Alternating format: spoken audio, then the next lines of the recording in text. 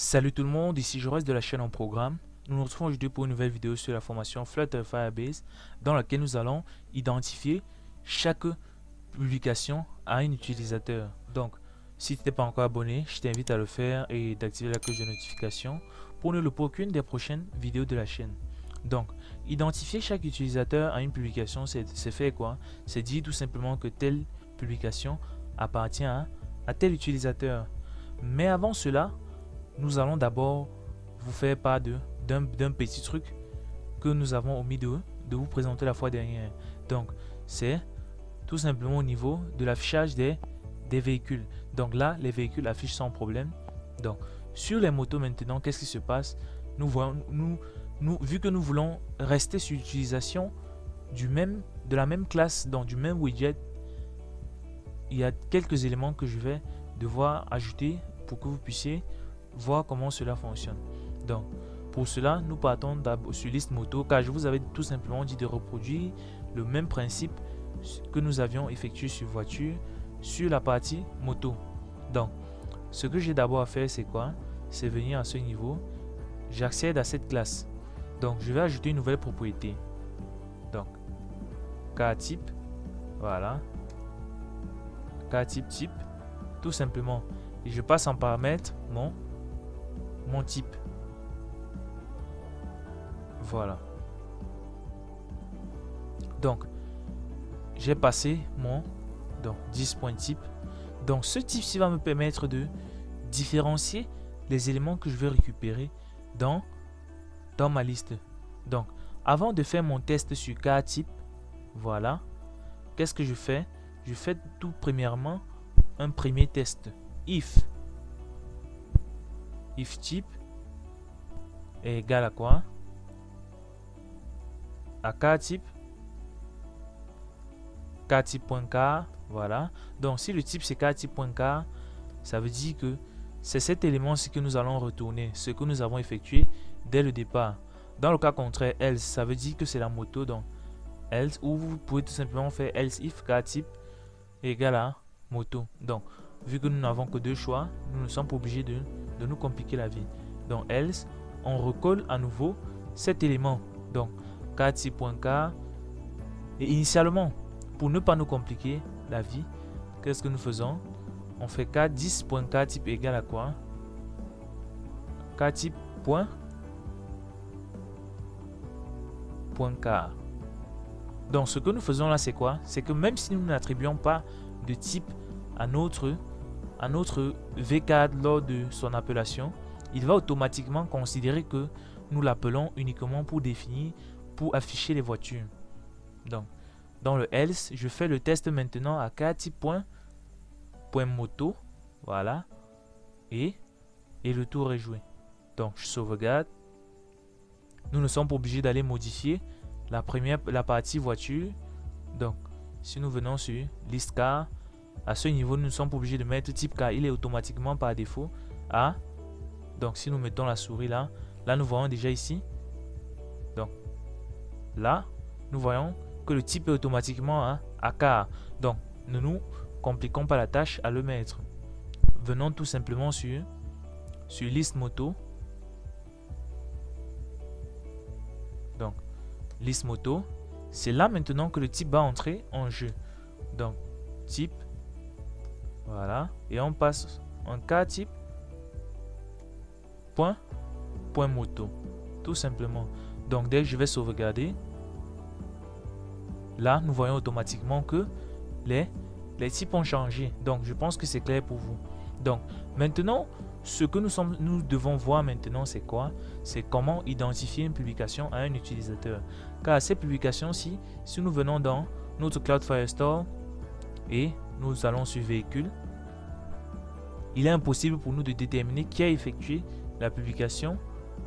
Donc, c'est ce problème que nous allons résoudre, c'est-à-dire nous allons lier une publication à un utilisateur.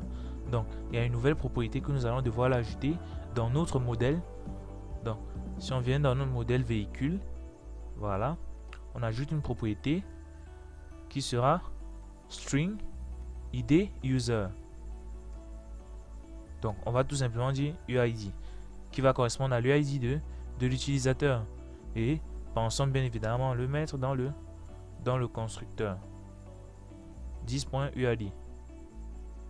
Et bien évidemment,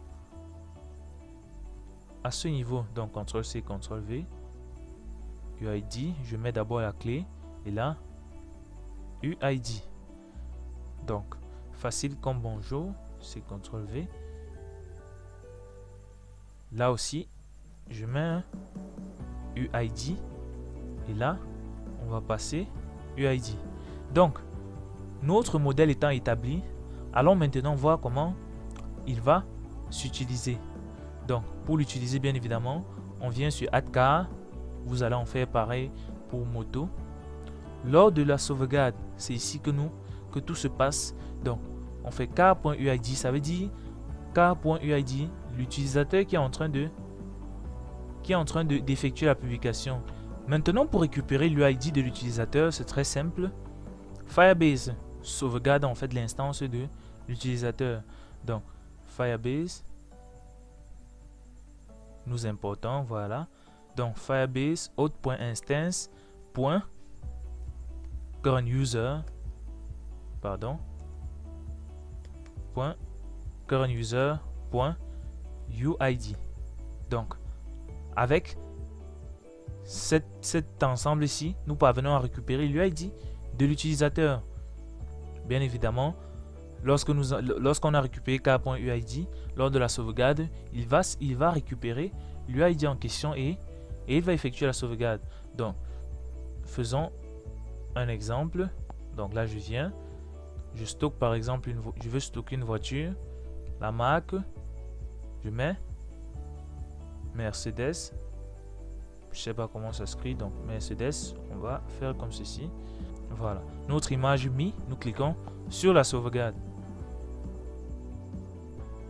Voilà, voici notre nouvel élément qui est arrivé. Si nous cliquons sur lui, là nous voyons nos détails supplémentaires. Là nous avons une seule image et nous avons un nouvel élément qui est UID. Cet UID ici là va nous permettre de savoir en fait quel utilisateur a effectué la sauvegarde. Donc là nous voyons bien l'UID de l'utilisateur. Quand nous allons vouloir récupérer l'utilisateur, tout simplement nous avons une fonction que nous avons créée dans DB. Si nous venons dans DB,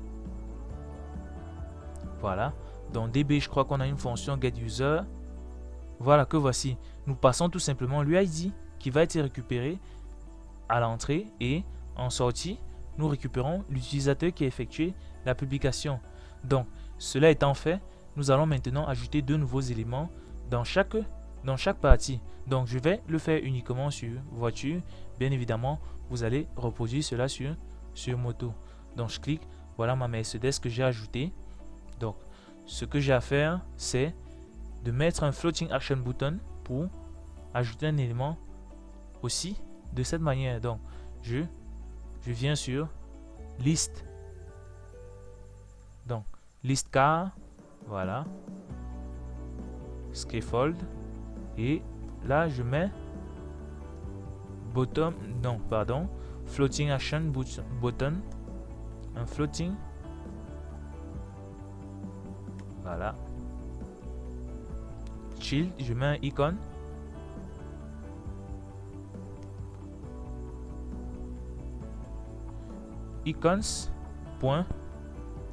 icons.add, voilà. Donc j'ai mon icône. Ensuite je mets la fonction de pressage, donc la fonction onPress qui est une fonction indispensable pour tous les boutons. Bien évidemment, on change la couleur de notre bouton. Background color, colors.green. Là, on met un petit O, voilà. Tout simplement. Maintenant, ce que je peux copier, c'est quoi? Je viens dans Home, je copie tout simplement la redirection qui s'effectue sur la page d'ajout. Où sommes-nous? Donc, voiture, je copie tout simplement cette fonction-ci, ce navigateur. CTRL-C, et je viens dans liste car, coller cela. Je sauvegarde et j'importe mon add car. Donc, Une fois cela fait, dès que la sauvegarde est effectuée, je clique à nouveau là sur ajouter et là nous sommes redirigés sur la marque. Donc Ferrari, voilà.